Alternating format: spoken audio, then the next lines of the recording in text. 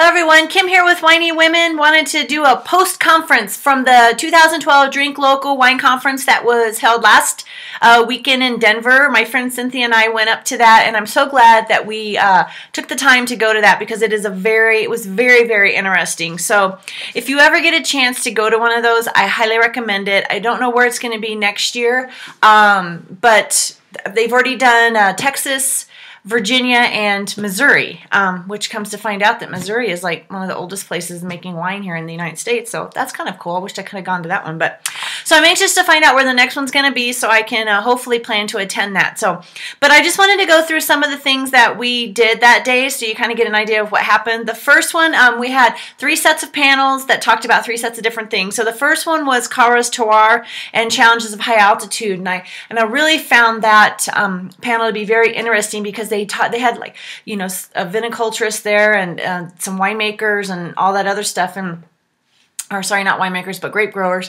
But they were there talking about the area where the grapes grow, and that we really need to try to get more acreage. And I think on a whole, Colorado has about 1,000 acres, which is very small compared to other places. So they're talking about maybe doing some hybrids along the Front Range because they're more, like, they can take the cold better and things like that. So I'm interested to hear how that all turns out and, you know, what's going to be for the future of the Colorado grape growers and winemakers. The second one was the local food, local wine, and why they don't like each other. We had a great panelist, Renee Schultz. Sorry that. But he's a director of wine and master sommelier. Evan Faber, beverage director of Salt, and Jensen Cummings, executive chef at Row 14 Bistro. Those 2 guys were hilarious. They are so supportive of Colorado wines and Colorado food and getting them to work together. So if you ever get a chance to go there, they're awesome. They know what they're doing. The third panel was consumer perception of the Colorado wine region. And it's consumer perception, and my personal opinion, the only person actually had a perception was Jennifer Broom. She's one of the panelists there, and she's from KDVR TV and the host of Swept Away with Jennifer Broom. So the other 2 guys, I'm sorry, they really didn't have anything to offer me. I don't think they really understood what they were talking about. So Jennifer did a great job. I thought she had a very good grasp on the Colorado wine industry and she's, you know, the winemakers and things like that. Then we moved over and we did our Colorado Blind Challenge with Colorado wines and California wines, and that was a really fun time. I did pick all the Colorado wines, so I'm very accustomed, I guess, to the taste of the Colorado wines.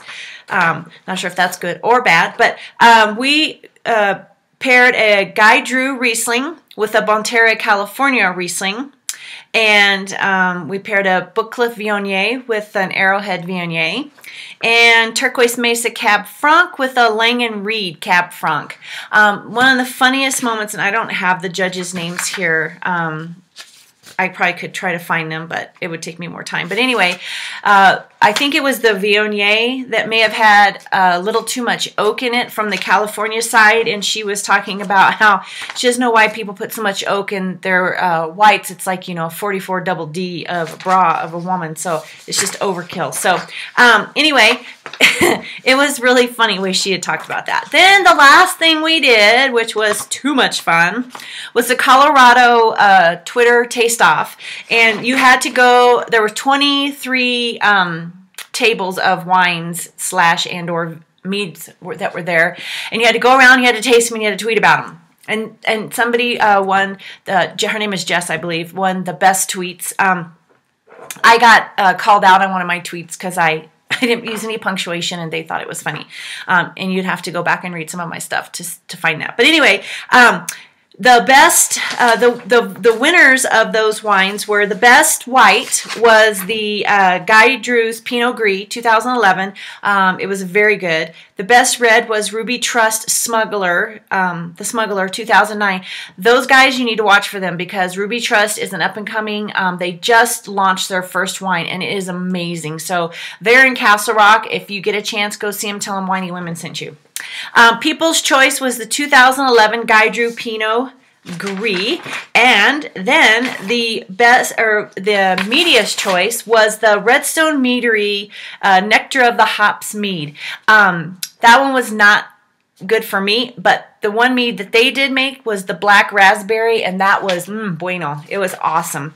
So we did all that, and we judged, and it was such a good time. I got to meet a lot of new people, and I really had such a fabulous time. I really thank Dave McIntyre and Jeff Siegel for putting that on. Colorado Wine Board, thank you, all those people involved in that as well. So I look forward to seeing you guys at future wine tastings, and go drink your local wine. It's, you know, support your local wine. That's how everybody makes their money, is to be supportive of each other. So until next time, I will see you. Cheers.